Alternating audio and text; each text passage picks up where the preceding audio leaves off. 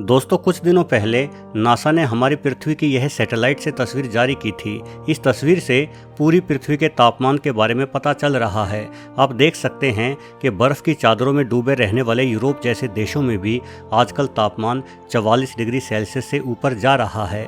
अब इस भयंकर गर्मी का कारण मानव द्वारा फैलाया गया प्रदूषण है या कुछ और, इस बहस में ना भी पड़े, फिर भी इतना तो साफ है कि ये बढ़ता तापमान किसी भी तरह से हमारे हित में नहीं है। अब बात सिर्फ ध्रुवों की बर्फ पिघलने तक की ही समस्या को लेकर सीमित नहीं रह गई है, बल्कि ये बढ़ता तापमान एक बड़े परिवर्तन की ओर इशारा कर रहा है। वैज्ञानिक कहते हैं कि इस तरह के परिवर्तन किसी भी गंभीर घटना को अंजाम दे सकते हैं। अभी उस घटना के बारे में पूर्वानुमान तो नहीं लगाया जा सकता, किंतु किसी भी प्रकार की प्राकृतिक आपदा जैसे अकाल, बाढ़, भूकंप या तेज तूफान हमारी पृथ्वी के जीवन को छिन्न भिन्न कर सकती है। ये प्राकृतिक आपदाएं कितनी भयानक होती हैं, इसका अनुमान हम अतीत में झांककर ही लगा सकते हैं। मानव इतिहास की किताबों में अनेकों ऐसी भयंकर आपदाओं के बारे में जिक्र किया गया है, जिन आपदाओं में लाखों लोग मारे गए थे। तो चलिए आज के वीडियो में हम 20वीं सदी में आई एशिया महाद्वीप की सबसे भयंकर प्राकृतिक आपदाओं के बारे में ही बात करते हैं। भारत का अकाल। सबसे पहले शुरुआत भारत से ही करते हैं। 20वीं सदी के आगमन से ही हमारा भारत एक अकाल से तबाह हो गया था। भारत के लोग शुरू से ही कृषि पर निर्भर रहे हैं और उस जमाने तक सिंचाई की अच्छी सुविधा न होने के कारण हमारी कृषि पूर्णतः वर्षा पर ही निर्भर थी। वर्ष 1899 और वर्ष 1900 में यानी कि लगातार 2 वर्षों के लिए भारत में मानसून का आवागमन ना के बराबर ही रहा, जिस कारण यहाँ भयंकर अकाल पड़ गया। औसतन भारत में हर वर्ष 45 से 47 इंच तक की बारिश होती है, किंतु इन 2 सालों के दौरान भारत में औसतन मात्र 5 इंच ही बारिश होती रही। ये सूखा हमारी कृषि को बर्बाद कर देने के लिए पर्याप्त था और भारत में उत्पन्न हुए अन्न संकट के कारण करीब 90 लाख लोग भूख से मारे गए। वैसे भारत में अकाल पड़ने के अनेकों अन्य उदाहरण भी हैं। वर्ष 1942 में बंगाल में पड़े अकाल में भी करीब 30 लाख लोगों की जानें चली गई थी।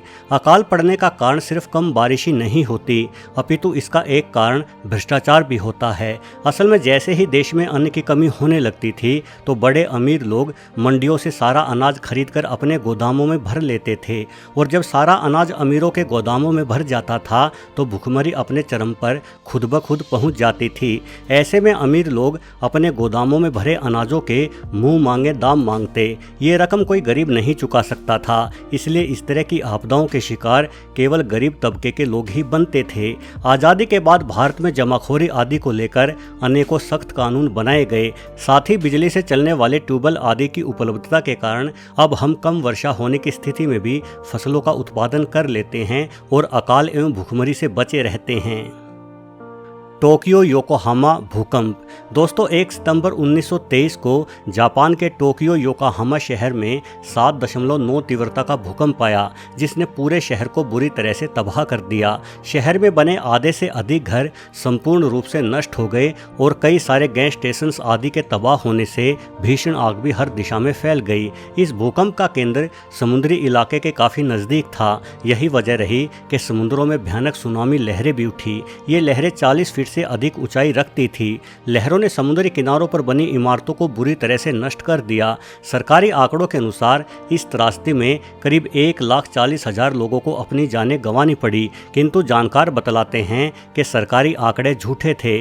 वास्तव में मारे गए व्यक्तियों की संख्या 5 लाख से भी अधिक हो सकती थी और करीब 50 लाख लोगों को अपना घर छोड़कर दर दर की ठोकरें खाने को मजबूर होना पड़ा। ये लोग भी अगले कुछ वर्षों तक भूख के कारण मरते रहे। एक अनुमान के मुताबिक टोक्यो की कुछ कपड़ों की फैक्ट्री में ही 30,000 से अधिक लोग मारे गए थे।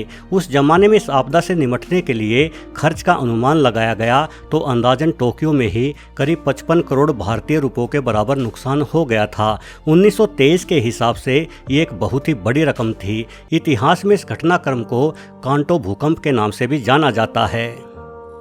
यांगत्जे नदी की बाढ़।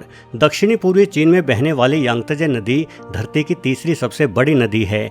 किसी समय इस नदी में हर साल बाढ़ आती थी, किंतु आज चीन ने इस नदी के पानी का जितना बेहतर प्रबंध किया है वो वाकई काबिले तारीफ है। हालांकि कुछ दशकों भर पहले तक इस नदी पर बाढ़ आना सामान्य बात थी, लेकिन अगस्त 1931 में दक्षिणी चीन में हुई मूसलाधार बारिश ने यांगत्जे नदी के पानी का बहाव कई गुना बढ़ा दिया, जिस कारण इस नदी में इतिहास की सबसे भयंकर बाढ़ आ गई।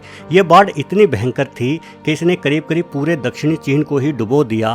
ध्यान देने वाली बात यह भी है कि यांगत्जे नदी बड़े आकार के एलिगेटरों से भरी पड़ी है। नदी से बाढ़ के जरिए आसपास के गांवों में घुसे इन एलिगेटरों ने भी भारी उत्पात मचाया। लोग समझ नहीं पा रहे थे कि वो एलिगेटरों से अपनी जान बचाए या बाढ़ के पानी से।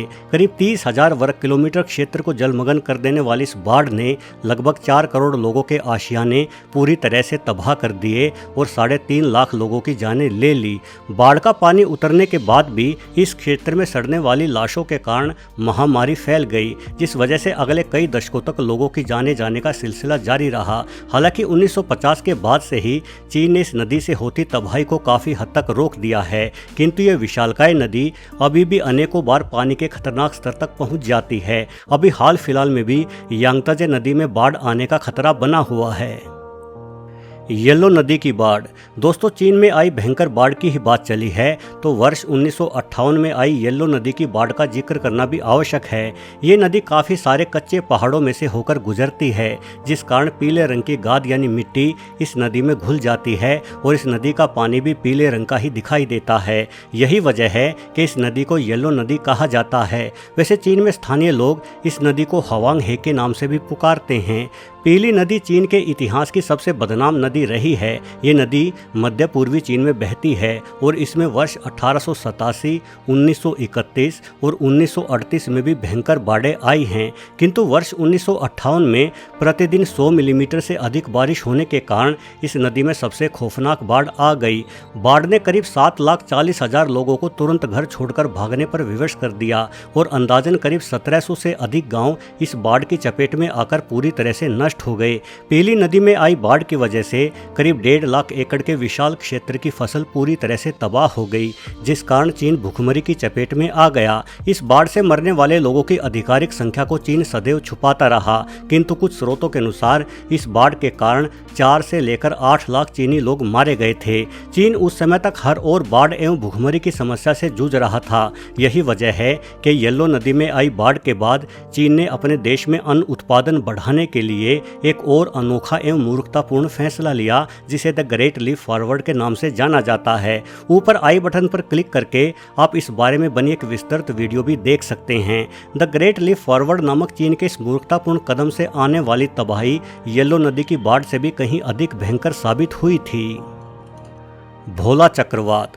8 नवंबर 1970 को बंगाल की खाड़ी में जन्मे इस चक्रवात को संभवतः एशिया का सबसे भयंकर चक्रवात कहा जा सकता है। इस चक्रवात को भोला चक्रवात नाम दिया गया है। 8 नवंबर से शुरू हुआ यह चक्रवात 11 नवंबर को भारत के पश्चिम बंगाल और बांग्लादेश के तटीय इलाके से टकरा गया, जहां भोला चक्रवात ने जमकर तबाही मचाई। इस चक्रवात की भयानकता का अंदाजा आप इसी बात से लगा सकते हैं कि इसने कोलकाता के किनारे पर खड़े करीब 55 लाख किलो भारी एक समुद्री जहाज को बुरी तरह से तहस नहस कर समुद्र में डुबो दिया था। इस चक्रवात में हवा 185 किलोमीटर प्रति घंटा की रफ्तार से चल रही थी और बारिश तो इतनी तेज थी कि इंसानों के साथ साथ जानवरों में भी तबाही मच गई। बंगाल के कुछ बुजुर्ग उस बारिश को याद करके आज भी कहते हैं कि वैसी बारिश उन्होंने कभी नहीं देखी थी। बारिश के कारण कुछ भी देख पाना बिल्कुल ही असंभव सा ही हो गया था। भोला चक्रवात ने भारत से भी बुरी तबाही बांग्लादेश में मचाई थी। बांग्लादेश के समुद्री किनारों पर बसे कुछ शहरों की तो आधी आबादी इस चक्रवात के भेंट चढ़ गई थी। इस चक्रवात के कारण भारत और बांग्लादेश में मिलाकर करीब 5 से 7 लाख लोगों की जान जाने का अनुमान लगाया गया। दोस्तों, इन भयानक आपदाओं के साथ साथ इस सदी में वर्ष 2004 में आई सुनामी को भला कौन भूल सकता है, जिसमें करीब 2,30,000 लोगों को अपनी जान से हाथ धोने पड़े थे। इन प्राकृतिक आपदाओं के पीछे के सभी कारण हम इंसान नहीं खोज सकते, किंतु पृथ्वी का बढ़ता तापमान वायुमंडल में अस्थिरता पैदा करता है, जो इन तबाहियों के पीछे की एक प्रमुख वजह है। और अब पिछले कुछ दशकों से तो पृथ्वी का तापमान बेहद ही तेजी से बढ़ने लगा है। ऐसे में कब कौन सी भयानक तबाही पृथ्वी पर आ जाए, इसका अंदाजा ही नहीं लगाया जा सकता। वीडियो देखने के लिए आपका बहुत बहुत धन्यवाद।